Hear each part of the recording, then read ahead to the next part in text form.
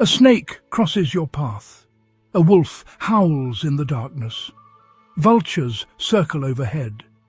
Rain suddenly falls during a funeral. Then a giant supermoon rises into the night. For centuries, moments like these have been interpreted as warnings of death, danger, or bad luck. But what if we've been blaming nature for things it never promised? Because behind each of these frightening superstitions is a completely different story, one involving transformation, family, purification, renewal, and even hope. And stay until the final one, because the moon has been blamed for everything from disasters to people losing their minds.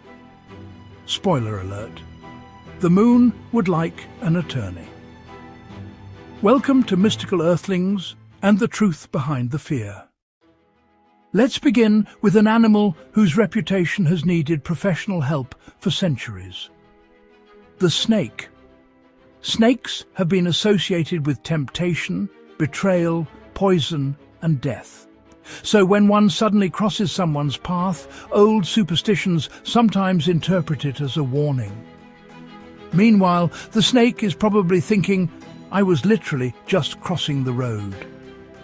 Most snakes would much rather avoid humans than deliver personalized messages of doom. And spiritually, their symbolism can be surprisingly beautiful.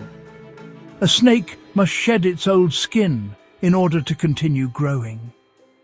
That's why snakes have also represented transformation, rebirth, healing, and renewal. But here's the part almost nobody thinks about. One of humanity's most recognizable symbols of medicine, the rod of Asclepius, features a snake wrapped around a staff. The creature associated with danger also became a symbol of healing. So perhaps the snake isn't announcing your downfall. Maybe its symbolism asks, what have you outgrown that you're still carrying? Then there's the wolf. Fairy tales really destroyed this animal's reputation. The big bad wolf. Werewolves, creatures lurking in dark forests. Apparently, whenever an old story needed a villain, HR called the wolf. But real wolves generally avoid humans. And here's where their reputation becomes even more interesting. Wild wolf packs are usually families, parents and their offspring cooperating, hunting, protecting one another and raising their young. Spiritually, wolves have therefore become symbols of loyalty, instinct, freedom, family and inner guidance. And here's the plot twist. That famous image of the aggressive alpha wolf dominating everyone else came largely from observations of unrelated wolves living in captivity. Wild packs operate much more like families. So perhaps real strength isn't always about dominating others.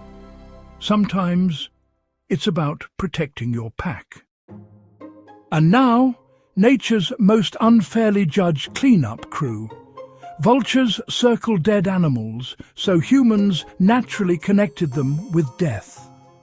Hollywood saw the bald head, dark wings, and circling behavior and basically said, yep, definitely evil. Except vultures aren't bringing death. They're arriving because something has already died, and their job is incredibly important. By consuming carcasses, vultures help remove decaying remains from ecosystems. They're essentially nature's sanitation department. Not glamorous, but neither is garbage collection, and we're all extremely grateful someone does it. Spiritually, that gives the vulture a completely different symbolism: purification, release, transformation, taking what has ended and helping return it to life's cycle. Before we get to number 4, did you know that most people watching Mystical Earthlings still aren't subscribed? That's right. So if you enjoy discovering the hidden truth behind animals, nature and spiritual symbolism, subscribe and help us spread these stories to more mystical earthlings. Will ya? Come on, the button is right there. because this next one happens during one of life's most emotional moments. Imagine you're standing at a funeral, and suddenly it begins raining.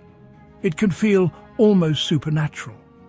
Some people interpret it as sadness or an ominous sign, but other traditions see something completely different: cleansing, release and peace. And sometimes rain at a funeral means the meteorologist actually got one right. Spiritually, though, the symbolism is powerful. Rain washes, rain nourishes, and after rain, new life grows. Here's the beautiful twist. The same rain one person interprets as sorrow can represent renewal to another. Maybe the sky isn't predicting something terrible. Perhaps rain simply gives us a beautiful symbol for what grief eventually asks us to do: release what we cannot keep, without releasing the love. Finally, the supermoon.